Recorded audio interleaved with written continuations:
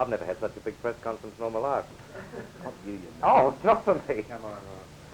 And now for their first press conference, a television conference in South Australia, the fabulous Beatles. Welcome. Welcome, boys. Thank you. Hello, John. Johnny. Hello. Hey, John. Paul. Hey, Paul. Hello. John again. Hello. George. How are you? How are you? Hi, George. Where should we Hello, go? George. Pleased to meet you. Would you like to sit around there? Welcome.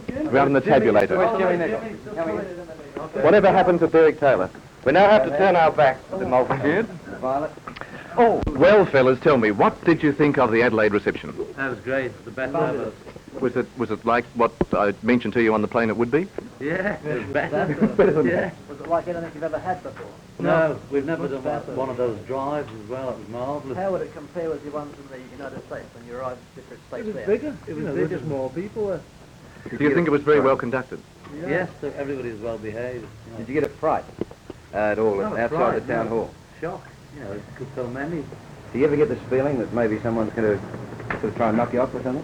I had a feeling Michael got shot. Yeah? Because it's the first time being sitting in the back of a car waving, you know, just... You took a lot of shots, I noticed, in the car, George. Yeah. Yeah. I was going to posse. You're a very keen photographer, George. In fact, you all are, aren't you, fellas? Yeah. He's the most... We have to have his camera out. Uh-huh. What was it you dropped off the balcony, Paul? That was me. No, he means it was him who dropped something off. No, it was... No, man, you dropped me. I was joking! Yeah.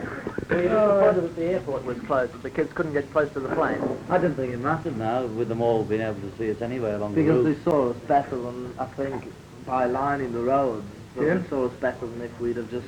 Jim, come here, Jim. Hello, Jimmy. Here he is, Jimmy. It's Jimmie Nichol, drama for Ringo Starr. Tell me, what did the Lord Mayor say to you? He said it was very nice to have us in. He was all pleased and have a drink. And what did you say to the Lord Mayor? Thanks. It's nice to be here. What did you drink? Rum and coke? No, just Coke, Oh, actually. just But Coke. only- Yeah. Fellas, a few questions that we didn't get down to yesterday. How long do you rehearse a new number for? When you make up a new number, how long do you rehearse it for? Sometimes takes an hour or two, you know. But normally with new numbers, we just we don't rehearse them until we record them. These are Hong Kong. Tell me, John, with these tapes that you wore today, did you sort of, did you pick one of these up in Amsterdam or something, didn't you? No, the first one we saw was in Amsterdam when we were going through these canals. Some lad had one on. And we couldn't get any. No, we could get one which wasn't the right colour, green. No. Yeah, we had 4 made in Hong Kong, copies of this one in different materials. Correct. John, I, being a little older than you for good-looking gentlemen, just a little older, as a matter of fact, I will remember the launching of Frank Sinatra and Johnny Ray and Elvis Presley. And yes, fantastic.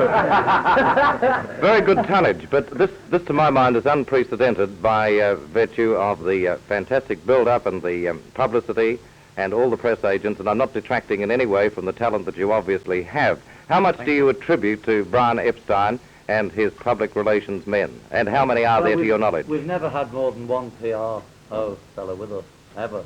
There's a rumour about it. And he's only got one, Brian's only got one for each artist he's got. So they have their own, you know, and they don't work together. And we've only ever had one, and most of the time we didn't have one till about 6 months ago. But even so, a lot of the success is due to Oh, him. yes. You know, is it? Oh, I'll give you that. Yeah. Jimmy, do you think that Brian Epstein's going to wave his magic wand at you sometime and include you as a fifth Beatle? Or a stand-in drummer for Ringo permanently? But I don't know. Jimmy, you've played with many, many groups indeed. Would you like to tell me quickly? I know it must be at least a dozen. Yes, I've played with Saul Stapleton, Yeah. Oscar Raymond, Billy Fury, John Brown, Francis Fay. Georgie Fay. What happened Yeah, to Georgie last Fay. night, Jim? Pardon? With Francis Fay, what happened there? Don't ask him personal questions, Ernie. No, you went to play the drums, didn't you, Jim? No, I didn't go down to play the drums. I went down to, enjoy myself. Yeah. And how did you get on stage? How did you get up on stage? Did she call you up? Well, as soon as I walked through the door, she was just finishing her act, about 10 minutes, to the latter part of her act, and she said the Beatles are coming, because everybody turned round. And she invited me back to the dressing room where we had He didn't tell us about that, did he? where we had a drink, and then the second show, I did the whole lot. not did it, Yeah, well, no. She played drums for a whole act. Yeah. She gave you something in return, didn't she, Jim? A little. She hasn't given me anything But he's hoping. yet, but she's going to. She's going to give me all her albums, and also she's having a sweater made for me. Oh. Henry, having played with all these bands, what's it like being suddenly thrust in with the Beatles? Oh, that's the end, you know. Do you have any trouble getting the same beat as Ringo? Well, I do my best. Very true.